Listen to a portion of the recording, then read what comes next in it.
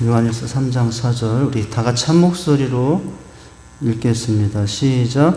죄를 짓는 자마다 불법을 행하나니 죄는 불법이라. 하나님의 세계 얼마나 여러분 아름다웠습니까? 신론. 우리가 그동안 교리학교를 하면서 신에 대해서, 하나님에 대해서 살펴봤어요. 하나님의 그 섭리와 계획의 위대하심과 또 세밀하심과 크신 하나님의 은혜를 보고 영광을 보면서 우리는 감동했고 또 감사했고 그런 하나님이 너무 고마웠고, 근데 문제는 뭐냐면 그 하나님 앞에 있는 인간의 문제예요. 그렇게 참으로 아름답고 귀하신 하나님 앞에 인간의 이제 한계가 이제 펼쳐지기 시작하죠. 오늘 죄를 짓는 자마다 불법을 행하나니 죄는 불법이라.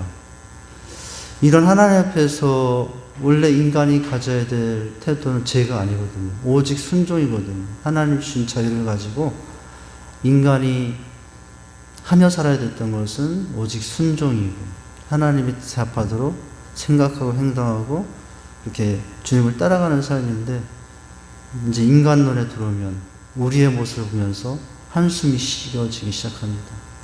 그러나 그 한숨은 어디서 끝나냐면 끝나진 않는데 신론을 지나 인간론에 들어와서 다음 기독론에 가면, 예수 그리스도에 가면 이런 우리를 이렇게까지 하나님이 예수 그리스도를 통해서 사랑하시는구나 라를 깨닫고 은혜가 되죠. 그런 내용 중에 지금 있습니다. 그런 이제 과정 중에 중간 과정이 있어요.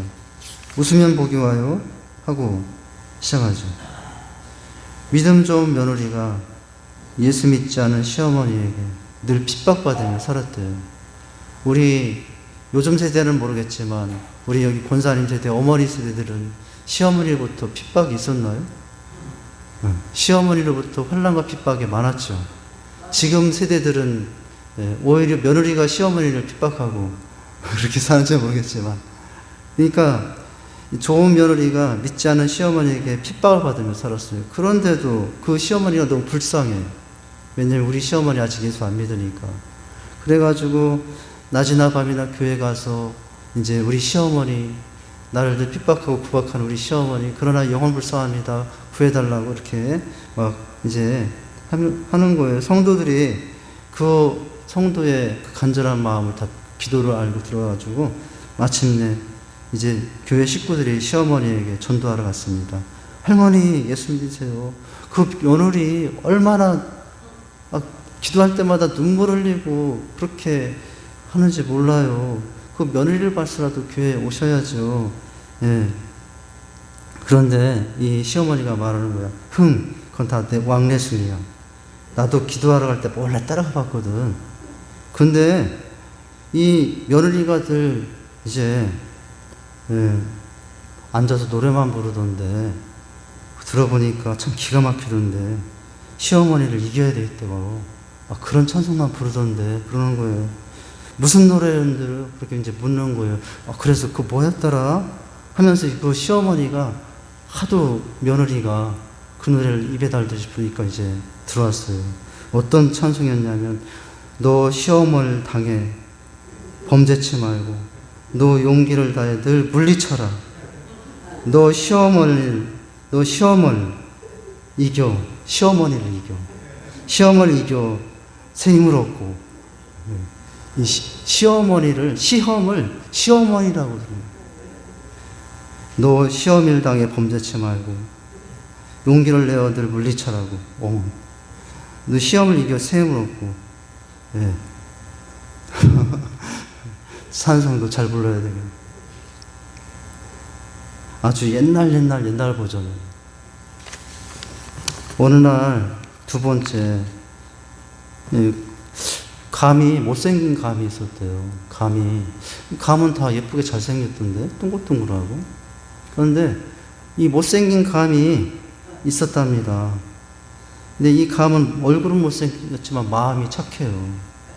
마음이 착하게 해가지고 착했지만은 이제 문제는 뭐냐면은 얼굴 피부가 거칠어서 이제 친구인 고구마가 이제 이 감 보고 뭐라고 부르는지 아세요? 감자라고 불렀던 별명이에요. 감자. 감하고 감자하고 좀 비슷한가요? 좀 비슷하죠. 이제 감이 피부가 안 좋으니까 이 고구마가 친한 친구에게 이제 감이라고 불러야 되는데 감자라고 부르는 거예요. 그런데 이 감이라는 친구는 너무 친한 친구가 자기를 향하여 감이라고 안 부르고 감자라고 부르는 것이 너무 스트레스가 받는 거예요. 그래서 병원 갔어요. 근데 진찰하던 중에 의사가 큰 것을 발견했어요. 이제 이 의사가 감에게 말합니다. 감씨, 당신 큰일 났네요. 심각한 노이즈를 걸렸네요. 이제 한 번만 다른 사람들이 당신을 감자라고 부르면은 당신은 죽게 됩니다. 집에 꼼짝 말고 있어야 됩니다. 그래가지고 이제 이 감이 들어가지고 또 그 친구 만나면 뭐라고 불러요? 감자라고 부르면 죽는다고. 노이즈에 죽는다고. 그래가지고 이제 뭐냐면은 집에서 쉬기로 했어요.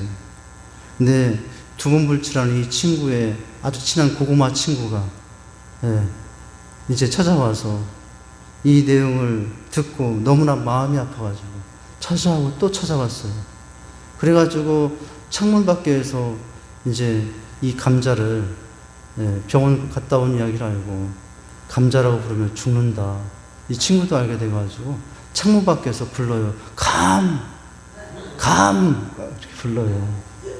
그런데 하도 대답을 하니까 어떻게 한 줄 아세요? 감감하다가 이제 너무 대답을 안 하니까 감자 이랬답니다. 감자냐고. 그 소리를 듣자마자 이 감은 죽었답니다. 결국 죽고 말았대요. 근데 교훈이 뭐지? 교훈은 알아서들 하시고. 다른 사람들을 너무 노이로제에 걸리게 하면 안 되겠죠? 오늘 예배 끝나야 되겠네요. 자, 내용 다시 들어가죠. 우리는 이제 신론을 지나 인간론에 따라서 우리가 보고 있는 것은 제 13문이거든요. 제가 유인물의 13문을 어떻게 하다가 빼먹었어요. 그 13문의 내용을 보면 13문의 내용은 어떤 질문이었냐면은 지난주에 내용 보면은 우리의 초조상은 창조된 원래 상태로 그대로 있었습니까? 인간론인데요. 답은 뭐였냐면 우리의 초조상은 자신의 자유의지로 하나님께 대항하여 죄를 지음으로 그들이 창조된 상태로부터 타락하였습니다. 이 내용과 관련해서 이제 진행되는 내용입니다. 자, 초조상 이제 1번은 조그만 것이 인간의 초조상을 지난주에 봤고, 자, 근데 이 아담이 타락할 때 따먹지 말라고 했지만 하나님이 준 자유를 가지고 선악과를 따먹는 장면까지 봤었어요. 우리 인간에게는 하나님께서 다른 어떤 피조물에도 없는 뭘 줬냐면 자유의지를 줬어요. 저 해에도 자유의지가 없어요. 저 잘해도 자유의지가 없고, 우리 들에 핀 예쁜 꽃에도, 우리 집에 있는 호두나 또 우리 둘째 딸 민지가 기르는 고양이 금쪽이도, 금쪽이도 이제 고양이 이름을 금쪽이라고 했던. 근데 자유의지를 줬어요. 인간에겐 자유를 줬어요. 그런데 이 자유의지가 잘못함으로 말미암아 타락이 나왔죠. 우리 그 표를 보면 지난주에 마지막 정리했던 얘기인데, 자, 이것과 관련해서 타락 전의 사람은 어떤 상태에 떨어졌느냐? 죄를 짓거나 안 짓는 것이 가능한. 이때는 죄를 짓거나 안 짓는 것이 가능했어요. 안 지을 수도 있었어요. 타락 전. 아담은 선악과를 따먹지 말라 할 때 타락하기 전에 안 따먹을 수도 있었어요. 그런데 타락 후에는 어땠어요? 타락 후의 사람은 죄를 안 짓는 것이 불가능해요. 이게 이제 이런 상태예요. 그러나 거듭난 후에는 무엇이 가능하게 됐죠? 죄를 안 짓는 것이 가능하게 됐어요. 타락 후에는 죄를 안 짓는 것이 불가능했지만 거듭난 후에는 죄를 안 짓는 것이 가능했어요. 여러분, 지금 우리는 어느 상태에 있을까요? 거듭난 사람의 상태에 있죠. 죄를 안 짓는 것이 가능해요. 죄를 지을 수도 있지만 죄를 안 지으려면 안 지을 수 있는 것이 지금 우리의 모습이죠. 자, 그런데 마지막 하나님 나라에서 영화된 사람은 죄를 짓는 것이 불가능한 상태가 되는 거예요.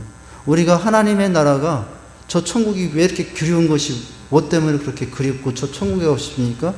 더 이상 이 죄를 짓고 싶어도 지을 수 없는 곳이 천국이기 때문에. 그러니 여러분, 그 천국 생활은 오직 기쁨이에요. 오직 환희예요. 예. 그래서 우리가 저 천국을 가고 싶어 하잖아요. 자, 이런 내용과 흐름과 관련해서 이제 세 번째 제 13문에 관련해서 자유의지와 관련해서 이제 세 번째 주제입니다. 제목이 뭐냐면 인간이 하나님께 대항하여 죄를 지음이에요. 자, 이것은 여러분 어떻습니까? 인간이 하나님께 대항하여 자유의지가 있어도 이제 죄를 짓게 되는 거죠. 원래 이 자유의지는 어떤 자유의지였냐면은 죄를 안 지을 자유예요. 죄를 안 지을 자였는데 타락하여 죄를 짓게 된 과정이죠.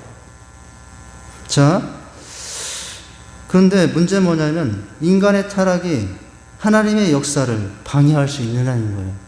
인간의 자유의지가 하나님의 역사를 방해할 수 있는, 그렇게 할 수 없다는 거예요. 하나님이 인간에게 자유를 줘서 죄를 지을 수도 있고 안 지을 수도 있지만 인간의 이 자유의지 때문에 하나님의 계획이, 하나님의 섭리가 어떻게 그것이 멈춰질 수 있느냐? 그렇진 않다는 거예요. 아무리 인간에게 자유의지가 있고 아무리 인간이 타락해도 하나님의 섭리와 계획은 계획대로 진행이 된다는 거예요. 우리는 이 자유의지 때문에 하나님이 망하는 것이 아닌가.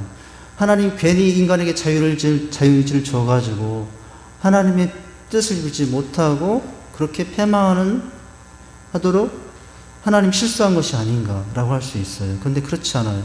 결코 인간에게 자유의지가 있고 또 인간이 그 자유의지 가운데 타락했더라도 하나님의 계획과 섭리까지 망치는 것은 아니라는 거예요. 자, 그 내용입니다. 내용을 보시죠. 하나님은 작정하신 모든 일을 어떻게 하시는 분? 이루시는 분이에요. 그 작정하신 바를 이루어 나가시는 과정이 창조와 섭리에 나타난다고 했습니다. 그런데 문제는 뭐냐면 그 과정 가운데 인간의 타락이 문제가 되죠. 인간의 타락이 이런 하나님의 작정과 섭리를 멈추게 할 수 있을까? 그렇게는 못한다는 거예요. 자, 그 하나님의 섭리 중에 이제 우리가 다루게 될 인간의 타락도 포함되어 있어요. 하나님은 창조와 섭리를 통해서 영광 받으시는 분이라 했는데 그렇다면 사람의 타락을 통해서도 영광을 받으시는가? 뭐예요? 답은 그렇다는 거죠. 물론 타락을 통해서 영광을 받는다는 이 말이 이제 오해하면 안 됩니다. 인간의 실수와 타락을 있어도 하나님은 합력하여 선을 이루신 분이라 했잖아요. 타락한 그걸 가지고 영광을 받으시는 게 아니에요. 타락하여 가인이 아벨을 형을 죽였다. 죽인 사건을 통해서 하나님 영광 받으시는 것은 아니거든요. 그 죽인 사건을 통해서 또 다른 섭리를 통해서 하나님은 얼마든지 영광을 받을 수 있는 분이라는 거예요. 자, 그 다음 문장 보면 하나님은 우리를 100% 주인의 말에 복종하도록 설정된 로봇으로 만들지는 않았어요. 하나님의 창조가 위대한 것은 그분의 만드신 피조물이 자신을 거역할 수 있는 존재도 만드셨다는 것 때문에 그래요. 하나님의 창조가 위대한 것은, 여러분, 하나님이 뭔가를 만들 때, 아담을 만들 때 어떤 가능성도 있었냐면은 거역할 가능성도 있었고 그걸 허용하시면서 만들었다는 거예요. 그래서 하나님의 이 만드심이 위대하다는 거예요. 자, 하나님은 그러니까 뭐 이렇게 표현하면 좀 표현이 어울리진 않을 텐데 하나님은 자신감이 있는 거죠. 아담이 타락해도. 네. 아담이 얼마든 심각하게 타락할지라도 하나님은 하나님의 작정한 바를 이루고 계획하신 바를 이루어갈 능력도 있고 그런 사랑도 있고 그런 이제 공의도 있으신 분이었기 때문에 그렇게 하실 수가 있었던 것이거든요. 하나님의 여러분 창조가 위대한 것은 그분이 만드신 피조물이 자신을 어떻게 할 수 있는 존재로 거역할 수도 있는 존재로 만드셨다는 것 때문입니다. 그런 아담 부부와 하나님은 그들의 완전한 순종을 조건으로 행위 언약을 맺으셨어요. 네. 따먹지 말라 그러면 너의 모든 것이 되리라. 네, 순종하면 언약, 에덴 동산이 너희 것이 된다. 이게 뭐예요? 순종을 조건으로 이런 귀한 행위 언약을 맺으셔요. 그런데 문제는 뭐예요? 그런데 아담과 하와는 자신들을 존재케 하시고 피조물을 다실 고난을 주시고 하나님과 친밀한 교제를 허락하시고 궁극적인 생명도 주시겠다고 약속 하나님을 잊어버렸어요. 다시 한번 보면 아담과 하와는 자신들을 존재케 하시고 피조물을 다실 고난을 주시고 하나님과의 친밀한 교제를 허락하시고 궁극적인 영생의 생명도 주시겠다고 약속하신 하나님을 어떻게 했다고요? 잊어버리고 자기 소견에 옳은 대로 행하여 최초에 지음받은 상태로부터 타락하고 말았던 것이죠.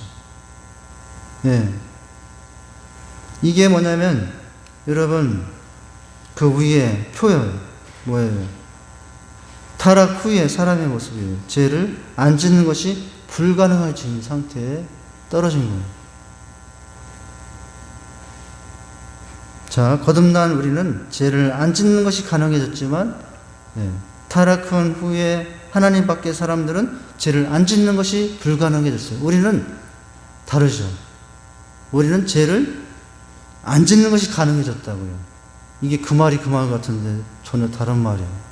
자, 그 다음 문장 보면 하나님의 말씀에 대한 불순종은 단순히 순종하지 않음에 그치는 것이 아니라 적극적으로 하나님을 대적하고 대항하는 행위가 되어서 하나님의 심판과 징계를 피할 수 없게 된다는 거죠. 여러분, 불순종은 뭐예요? 불순종은 두 가지라고요. 단순히 순종하지 않은 것 정도가 아니라 더 나아가서는 하나님을 대항하여 자기 소견대로 행하는 것. 이것도 불순종이라고요. 여러분, 불순종은 그럽니다. 하나님, 이제 제가 말씀을 어기진 않겠습니다. 그러나 이제 제 상황이 이러니 당분간은 제 마음대로 하겠습니다. 여러분, 이게 순종일까요? 불순종일까요? 그것도 불순종이라고요. 불순종. 우리의 첫 조상들이 저지른 범죄와 그 결과인 타락이 그래서 오늘날 우리에게까지 영향을 미치고 있어요. 자, 인간의 우리의 첫 조상들은 하나님의 선물로 허락하신 자유의지를 잘못 사용하는데 자유의지를 잘 사용하지 않고 잘못 사용하여 영광스럽고 복된 자리에 수치스럽고 저주로 가득한 지위로 떨어지고 말았어요. 여러분, 자유의지는 원래 어떤 자유의지예요? 선을 행할 자유의지예요. 악을 행할 자유의지는 아니었어요. 이 자유의지는 오직 선을 행할 자유의지였는데 인간은 선을 행할 자유의지를 잘못 사용하여 악을 자유롭게 사용하는 타락에 빠진 거죠. 그래서 타락하고 말았습니다. 자, 우리 조상들인 아담과 하와가 타락함으로 인해 그 모든 후손 우리들까지 타락하여 선을 계속할 수 있는 능력인 자유의지를 상실하고 선을 행할 수 있는 능력인 자유의지를 상실하고 죄만 짓는 노예의지를 지닌 존재로 살게 됐다는 거예요. 자유의지가 아니라 노예의지 이제로 살게 된 거예요. 그런 상태에서 우리는 은혜로 구원받아 죄를 안 짓는 것이 가능한 구원 상태에 있는 것입니다. 할렐루야. 여러분, 죄를 안 짓는 것이 가능하다고 했지 죄를 안 짓는다고는 안 했어요. 우리가 여러분 예수 믿어 거듭나서 죄를 안 짓습니까? 죄를 짓잖아요. 그런데 이전과 다른 게 뭐예요? 이전에는 죄를 안 짓는 것이 불가능했는데 이제는 죄를 안 짓는 것이 가능한 상태가 됐다는 거예요. 불자가 있느냐 없느냐, 불가능이냐 가느냐, 여러분 이게 작은 차이지만 너무나 큰 차이인 거예요. 이것이 우리의 상태라는 거예요. 어떤 상태? 죄를 안 짓는 것이 불가능했던 우리가 이제는 죄를 안 짓는 것이 가능한 상태가 됐다는 거예요. 자, 그렇다면은 이제 우리는 인간의 타락에 대해서 봤는데 인간의 타락의 결정적인 통로였던 죄가 무엇인가? 여러분, 우리 죄가 무엇인지 죄 많이 말하잖아요. 근데 죄가 무엇인지를 살펴볼 필요가 있어요. 죄의 종이에요. 여러분, 제 13문이 죄의 종이고 제 12문은 죄는 무엇인가 이런 내용이거든요. 인간론과 관련해서 가장 중요한 게 죄거든요. 인간의 특징은 죄로 이제 한증하여 설명되어 줄 수 있어요. 자, 제 13은 질문이 뭐죠? 죄란 무엇입니까? 답은 한번 같이 읽어보죠. 답 시작. 죄는 하나님의 법을 순종함에 있어 부족하거나 그 법을 어기는 것, 이게 죄예요. 뭘 어기는? 하나님의 법을 순종함에 있어서 부족한 게 죄라고요. 또 한 가지는 그 법을 부족하진 않지만 어기는 것도 죄라고요. 두 가지가 다 죄예요. 부족한 것도 죄예요. 어기는 것도 죄예요. 제 15문에 보면은 이제 죄의 종류죠. 자, 제 15문에 보면 우리의 첫 조상이 창조된 상태로부터 타락하게 된 죄는 무엇이었느냐? 여러분 답이 있죠. 시작. 우리의 첫 조상이 창조된 상태에서 타락하게 된 죄는 금지된 열매를 먹은 것이죠. 이게 타락이에요. 이게 죄였어요. 죄가 무엇이냐? 순종하며 부족한 것, 그 법을 어기는 것, 그 죄의 구체적인 내용은 선악과를 따먹은 것, 금지된 열매를 먹은 것, 이게 죄입니다. 밑에 설명을 보고 있습니다. 제 13문에서는 아담이 하나님을 향해 죄를 지음으로 타락했고, 오늘 14문에서는 죄가 무엇인지를 정의하고, 15문에서는 죄의 내용을 밝히고 있죠. 죄의 정의는 부족하거나 어기는 것, 죄의 내용은 열매를 먹은 것. 자, 죄의 내용을 밝히고 있습니다. 오늘 공부를 통해서 죄의 정의를 다시 한번 확인하고, 여러분, 우리가 죄의 정의를 알아야죠. 그래야 내 상태가 죄인지 알 수 있잖아요. 부족한 것만 알고 어기는 건 죄가 아니다. 어기는 건 죄고 부족한 건 죄가 아니다. 그러면 여러분, 우리가 죄를 마음대로 지을 수 있는 상태에 떨어지는 것입니다. 자, 그래서 뭡니까? 자, 오늘 공부를 통해서 죄의 정의를 다시 한번 확인하고, 하나님을 반대하고 반역하는 죄가 우리 지경은 없도록 하기 위해 결단이 있어야 된다라고 하는 거죠. 자, 그렇다면은 오늘 첫 번째 1번이 뭐냐면 하나님의 법이에요. 여러분, 제 13문의 죄는 무엇입니까? 할 때, 여러분, 무엇에 순종함에 부족할 때 무엇에 불순종하는 것이 죄였어요? 하나님의 법에 불순종하는 게 죄였잖아요. 그렇다면 하나님의 법을 알아야 되죠. 하나님의 법이 뭔지를 알아야 됩니다. 그래야 이게 죄인지 아닌지 이제 구분이 되니까요. 제 13문, 여러분 다시 위에 가보세요. 초록색 답문에 뭐가 있어요? 죄는 무엇을 순종하면서 부족한 것? 하나님의 법을 순종하면서 부족한 것이잖아요. 자, 다음 다시 한번 그러면 1번으로 내려오면 하나님의 법이 뭐냐? 하나님이 우리에게 순종하라고 요구하는 모든 율법과 계명을 율법이라고 그래요. 하나님께서 요구하신 율법 계명, 이게 다 뭐예요? 법이에요. 하나님의 법이에요. 여기에는 사람의 마음에 새겨진 본성인 법도 있고요. 양심이라고 해요. 법에는 두 가지가 있어요. 양심법, 본성에 심겨진 하나님의 법이 있어요. 알려주지 않아도 사람이 양심상, 여러분, 양심상 하면 깨르치면 친구를 때렸다. 양심이 아파. 그거는 양심의 법이에요. 부모에게 거역하고 부모를 욕했다. 그러면 뭡니까? 양심이 아파요. 그건 양심법이에요. 자, 그 법이 있다고요. 본성에 새겨진 법, 마음에 새겨진 법이 있는데 그게 뭐예요? 양심이에요. 자, 이것은 이성에 비치고 선과 악의 도덕 원리에 대해 본성적으로 양심이 하는 명령입니다. 근데 그것만 있는 게 아니에요. 본성법, 양심법만 있는 게 아니라 그리고 모세를 통해서 우리에게 준 법들도 있는데 여기에는 세 가지. 의식법, 시민법, 도덕법이 있어요. 무슨 법? 의식법, 시민법, 도덕법. 여러분, 그렇다면 죄는 뭐죠? 이 하나님의 법인 양심에 여러분 순종함에 있어 부족하거나 그 법을 어기면 그게 죄예요. 여러분, 이 법을 가지고 한다면 여러분 하나님의 법인 의식법, 시민법, 도덕법을 순종함에 있어 부족하거나 혹은 그 법을 어기는 게 죄라고. 죄의 정의예요.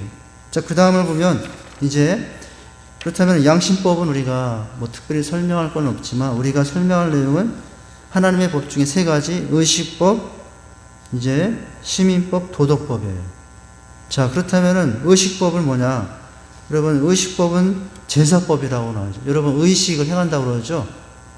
뭐 성찬 의식을 행하고 결혼 의식을 행하고 장례 의식을 행하고, 여기 의식이라는 게 이제 그런 것과 관련이 됩니다. 의식은 제사법으로서, 제사법에는 여러분 뭐가 있어요? 번제 어떻게 드리고, 속건제 어떻게 드리고, 속죄제 어떻게 드리고, 화목제 어떻게 드리고, 이런 제사법 있잖아요. 제사법.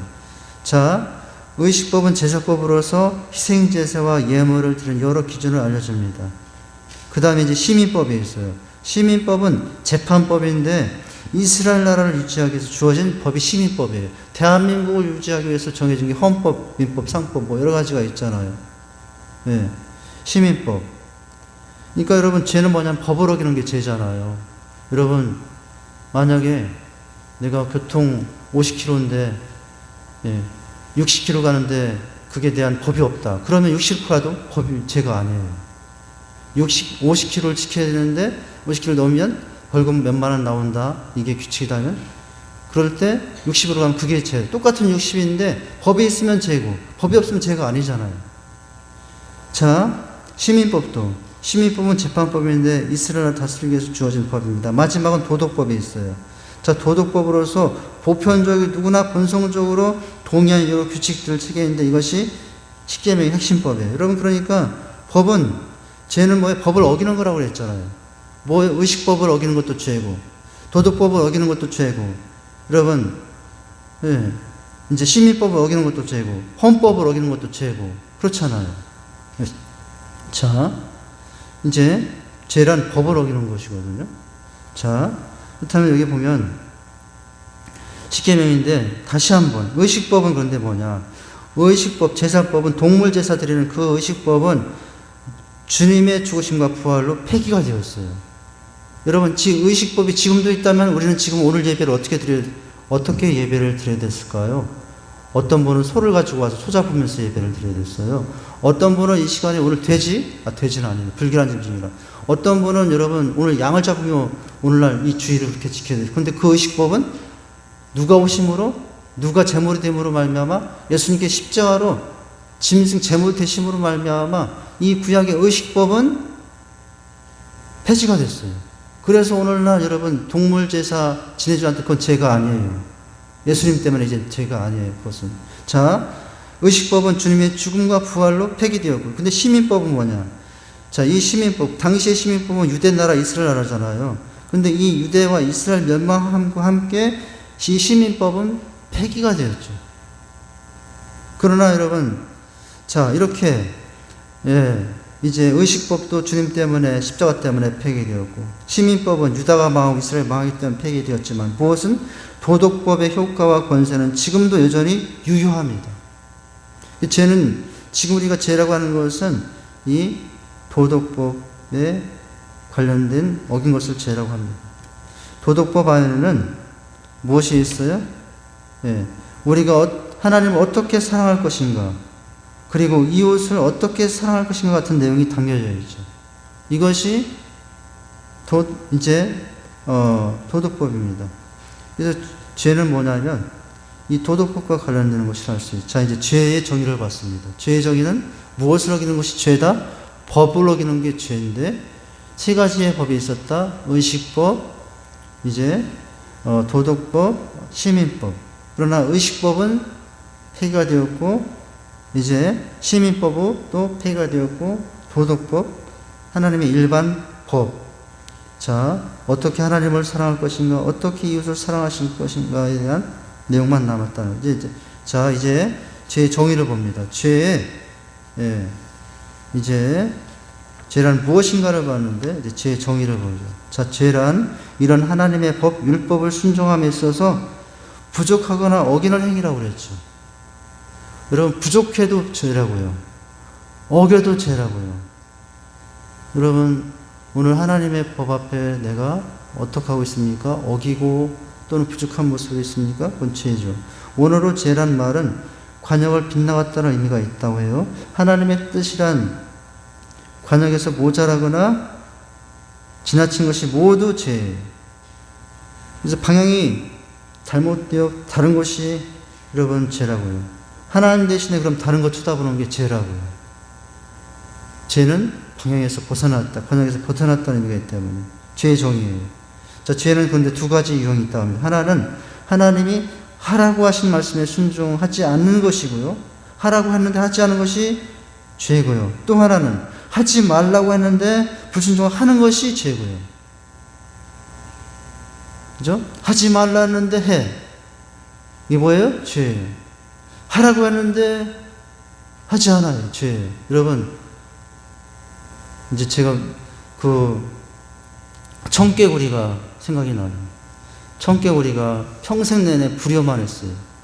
평생 내내 엄마가 하라는 것은 이렇게 하라 그러면은 하지 않아요. 하지 말라 그러면은 하고 평생 죄만 짓고 살았어요. 청개구리가. 마지막에 엄마가 죽을 때가 됐어요. 그래가지고 얘들 평생에 하라는 건 하지 않고 하지 말라고 하니 내 장래를 이제 부탁해야 되는데, 이제 그래서 이렇게 말하면 쟤들이 반대를 하겠구나. 나를 저 산속에 좋은 곳에 묻어야 되는데 이제 자식들에게 뭐라고 하냐면은, 얘들아, 내가 이제 죽을 때가 되는데 죽으면 나를 저 개울가에 묻어라 라고 해가지고 했어요. 근데 이 개구리들이 평생에 내가 하라는 건 하지 않고 하지 말라고 하면서 늘 죄를 짓고 살았는데, 이번만큼은 순종해야 되겠다고 그래서, 이번만큼은 오늘 엄마 말씀 잘 들어야 된다고 생각해서, 여러분 어떻게 했어요? 엄마는 그렇게 하면은 저 산기슭 양지 바른 곳에 묻을 줄 알았더니 이제는 어떻게 해요? 고지고식대로 해가지고 저 겨울가에 여러분 엄마를 장례 지냈다 하지 않습니까? 그래가지고 지금도 비가 오면 그 자손들이 물가에서 개굴 그렇게 운대지 않습니까? 제가 지금 좀 비유가 부적당한데도 이 얘기를 되는 것은 죄라는 게 뭐라고요? 오늘 여기까지만 할 텐데, 하라고 하는데 하지 않는 것이 죄고, 여러분 하지 말라고 하는데 하는 게 죄고요. 여러분 누가 그렇게 하고 있는지 아세요? 누구의 모습 가운데 있습니까? 우리의 모습 가운데 다 사실 있어요. 나는 죄에서 완전히 벗어난 사람은 아니에요. 여전히 하라고 하는데 하라는 것보다는 하지 않는 게 더 많고, 여전히 하지 말라고 하는데 하는 것이 더 많은 게 이 최석한 목사의 죄인된 모습이죠.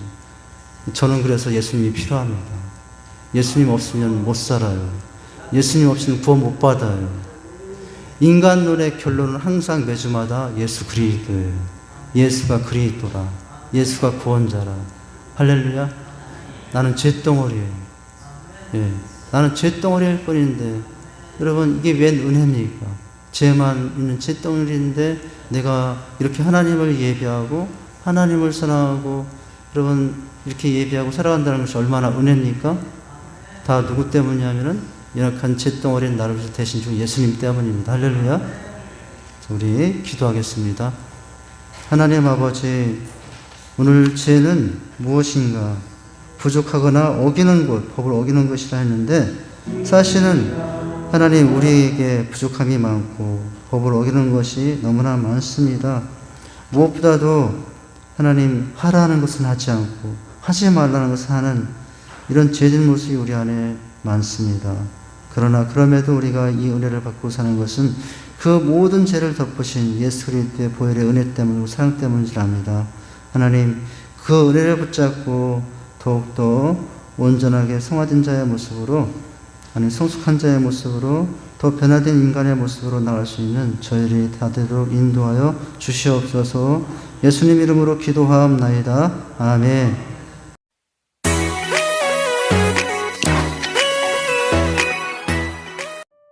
또 너희가 어찌 의복을 위하여 염려하느냐? 들의 백합화가 어떻게 자라는가 생각하여 보라. 수고도 아니하고 길쌈도 아니하느니라. 예수님은 무엇을 먹을까, 무엇을 입을까 염려하지 말라는 말씀을 하시면서 들의 백합화가 어떻게 자라는가 생각해보라 말씀하십니다.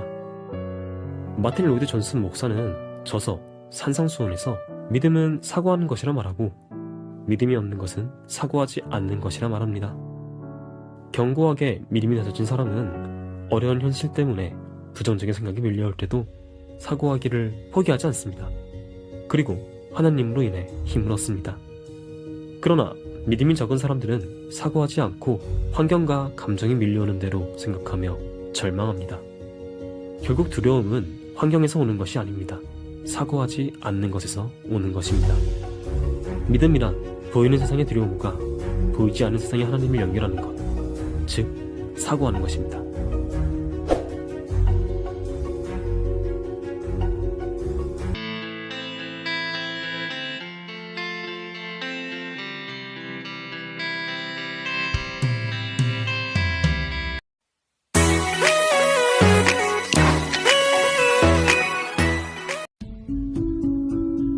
두려움이란 말의 영어 단어는 fear입니다. 이 단어의 철자를 가지고 두려움의 정의를 내려본다면 false, evidence, appear, real 이라고 할 수 있습니다. 즉, 두려움이란 실제처럼 나타난 잘못된 증거입니다. 우리가 두려움을 느끼고 두려움 속에서 어찌할 바를 모를 때가 있는데, 이는 실제처럼 보이는 잘못된 증거나 마음, 감정에서 비롯되는 경우가 많습니다. 아직 일어나지도 않은 일들 때문에 우리는 지레 겁을 먹기도 하고 마음이 움츠러들기도 하고 기쁨을 잊고 살 때가 있습니다. 그러나 하나님은 성경 곳곳에서 우리에게 말씀하시길 두려워하지 말라, 내가 너와 함께함이라 고 하십니다. 하나님이 함께 하시면 불가능한 일이 없습니다. 이것이 사실이고 실제입니다. 우리 모두 괜한 두려움을 떨쳐버리고 하나님의 함께 하심과 도우심을 의지하고 승리하며 기쁘고 행복한 삶을 살기를 소원합니다.